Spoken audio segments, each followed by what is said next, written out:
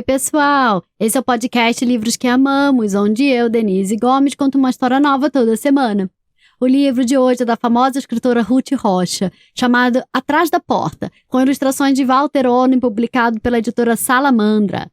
Quem apresenta o episódio de hoje é a Anabela, que me mandou um áudio lindíssimo diretamente de Portugal. Anabela, muito obrigada pela sua participação. Um beijo enorme. E conta pra gente o que você tem a dizer. Oi, Denise, tudo bem? O meu nome é Anabela, tenho 8 anos, falo aqui de Lisboa e o livro de hoje é Atrás da Porta. Tchau!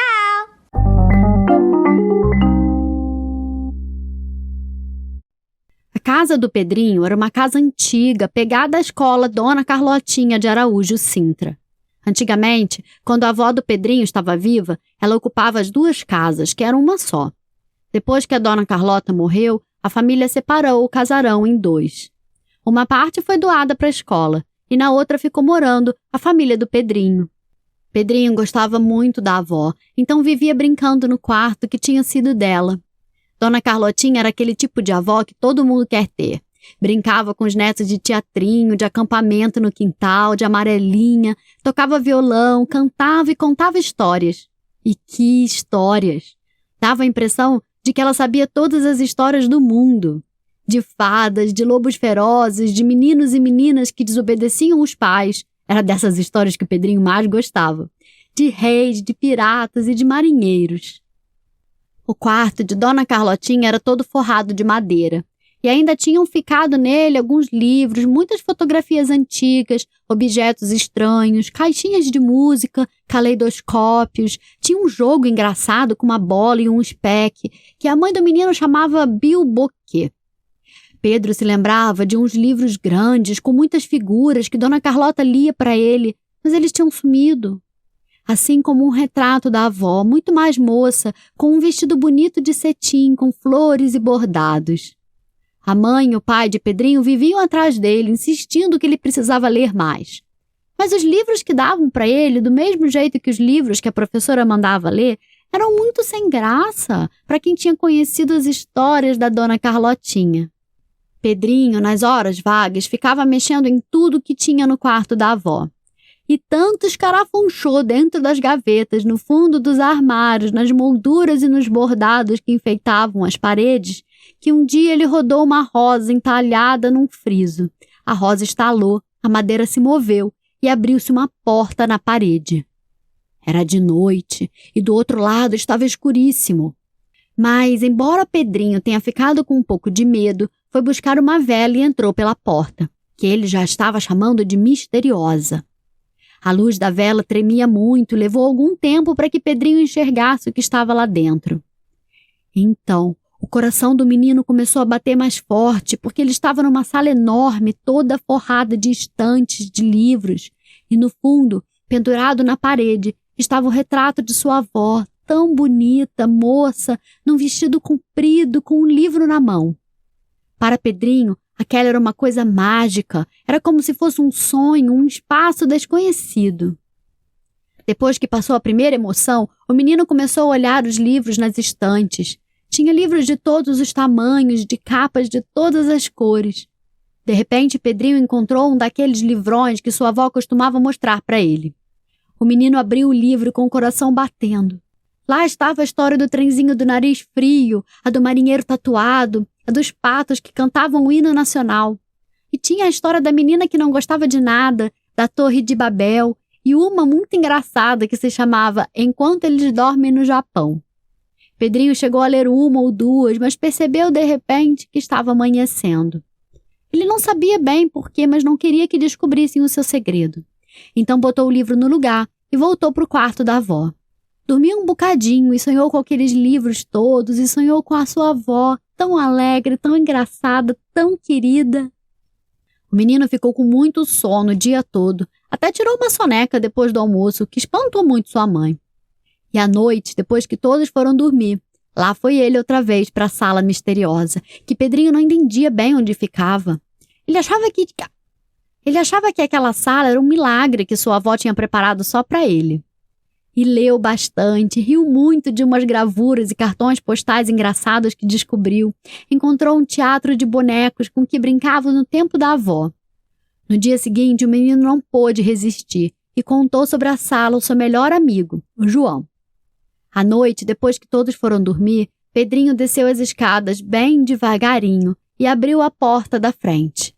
Lá estava o João, que tinha trazido a irmã, a Tuca. Os dois estavam loucos para conhecer a sala misteriosa, e a Tuca também não pôde resistir. No dia seguinte, ela trouxe a prima, a Julinha. E a Julinha trouxe o Marcos, e o Marcos trouxe o Cláudio trouxe o Miguel, e o Miguel... Cada um trazia sua própria vela para poder ver os livros, ler à vontade e brincar com as 1000 coisas interessantes que todos os dias eles iam descobrindo.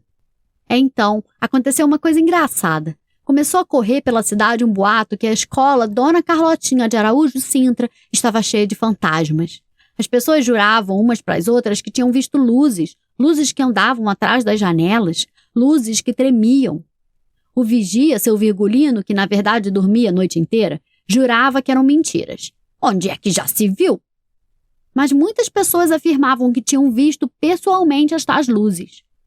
Dona Gertrude Afonseca e Silva, que morava do outro lado da praça e ficava vigiando na janela a noite toda, confirmava. São fantasmas, sim, senhor. Eu já vi cada sombra enorme lá dentro. Cruz credo. E o seu Benício de Carvalho Pinto, que sofria de insônia e andava pela cidade a noite toda, confirmava. Fantasmas, dos bons, eu é que não passo mais pela pracinha.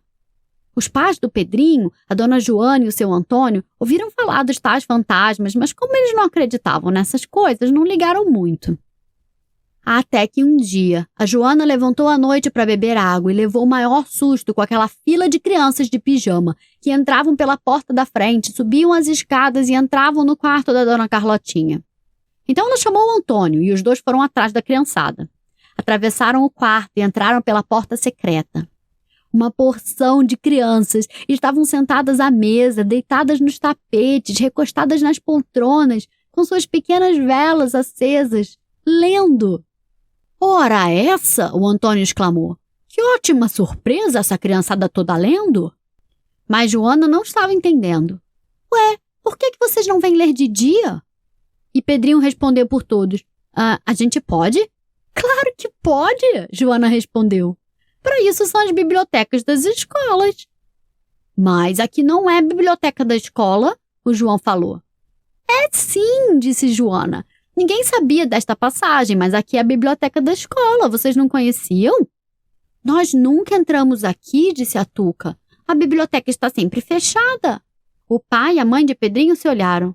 Ora essa, disse Antônio. Para que serve uma biblioteca fechada? No dia seguinte, Joana e Antônio foram falar com a diretora da escola, Dona Babete Ventura.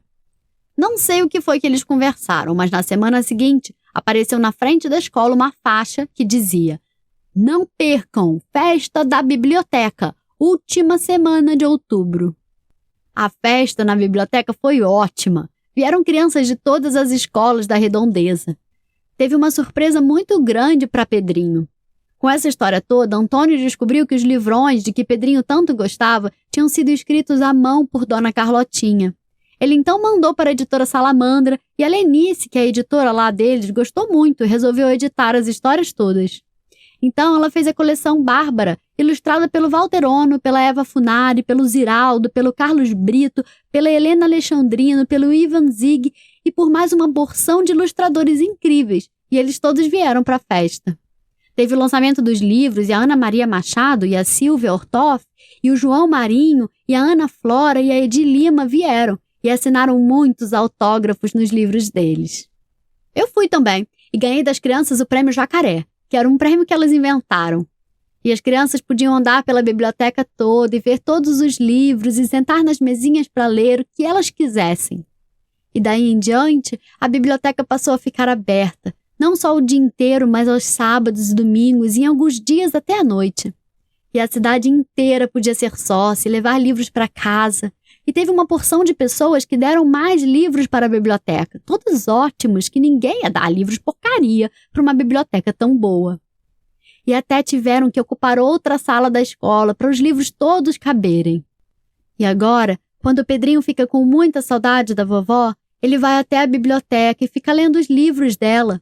Do trenzinho que tinha o nariz frio, do marinheiro tatuado, dos patos que cantavam o hino nacional.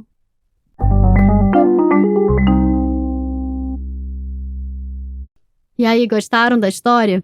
Eu adoro esse livro, porque ele é uma ode aos livros. E a como a gente deveria ler, não por obrigação, não porque tem que fazer trabalho, não porque tem que discutir o livro, mas simplesmente porque a gente gosta, porque a gente quer viajar nas histórias. E a gente devia poder ler só o que a gente quisesse, quando a gente quisesse. E se vocês lerem, vocês vão descobrir o quão os livros são maravilhosos. Aqui em casa a gente é apaixonado. O livro de hoje se chama Atrás da Porta, escrito por Ruth Rocha, ilustrado por Walter Oni, publicado no Brasil pela editora Salamandra. Quem apresenta o episódio de hoje são os irmãos Davi e Alice, que me mandaram um áudio perfeito. Crianças, muito obrigada pela participação. Um beijo enorme. E contem pra gente o que vocês têm a dizer. Oi, eu sou a Alice. Eu tenho 3 anos. Eu moro em São Paulo. Oi, eu sou o Davi, eu tenho 6 anos. Espero que vocês tenham gostado da história Atrás da Porta.